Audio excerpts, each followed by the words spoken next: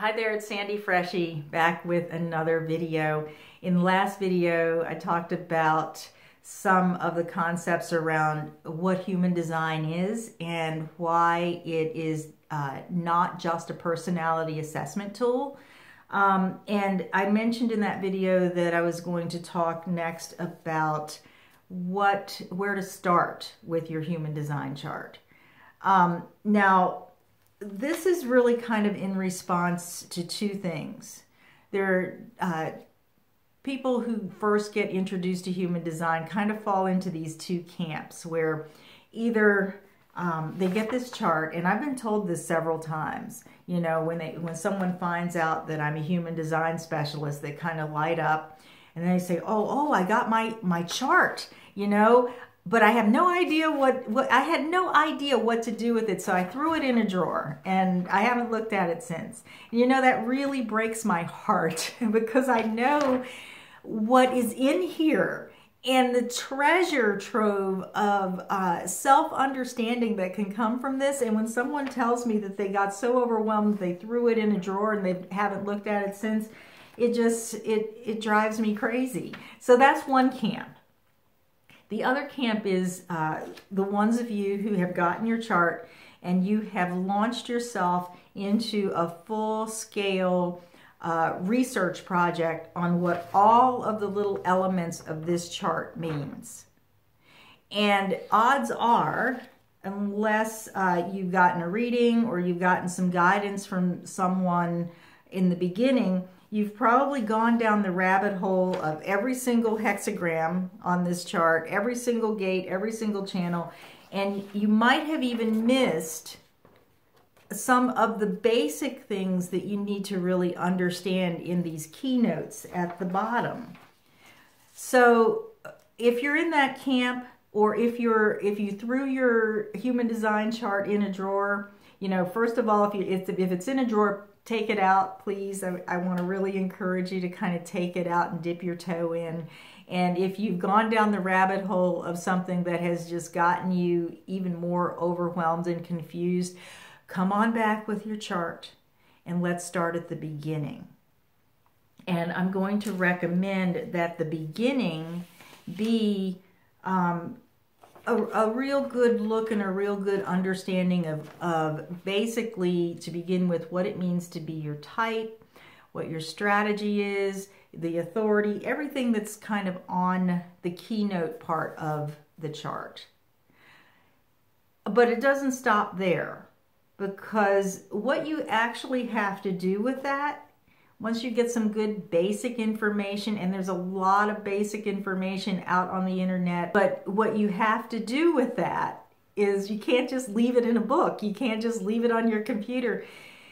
You have to really observe how it fits with you. And that's the first step. Take in a little bit of information about maybe what it means to be your energy type to start with. And then observe how that fits with you. You know, how is this similar, this description of your energy type similar to what your experience is? Does it fit? You know, and you can do that with your profile. Does it really fit?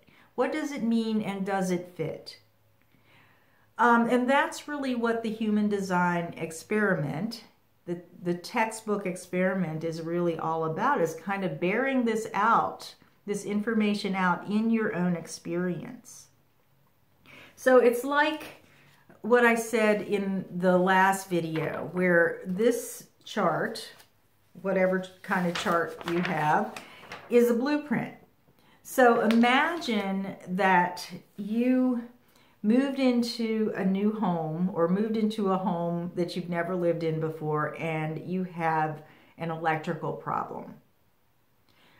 You'd probably call in the electrician. They'd pull out the blueprints for the wiring, and they'd go, okay, well, you have, you know, these circuits that go here, and these circuits that connect this, and, you know, and then you've got this circuit that's hanging out here, which, you know, really means that we've got to wait for, in human design terms, the energy to come in for you to kind of understand that, or to feel it, or to work with it.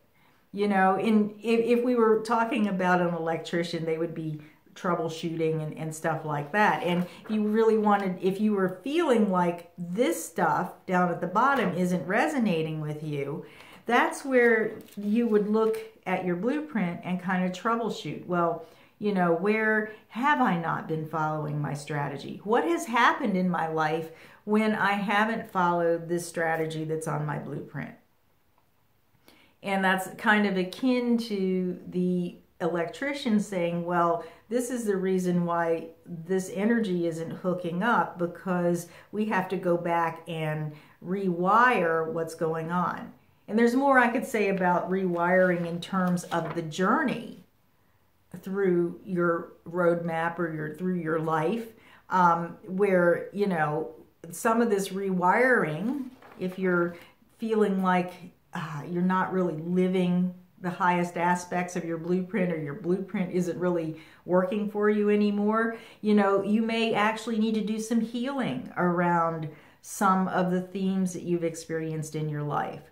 That's a little bit further down the line. You first have to kind of understand where the wires are going, you know, how that makes you or the house that you live in the way that it is.